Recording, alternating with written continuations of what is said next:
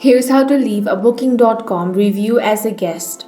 First, open up any web browser and go to Booking.com. You can open up the Booking.com app as well.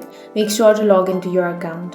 Now you want to tap on the profile icon at the top right corner of your screen. From here you want to select the option of Booking and Trips. Now you want to tap on the past option. Here you're going to find all of your completed trips. Now tap directly on the specific hotel or property listing you want to evaluate.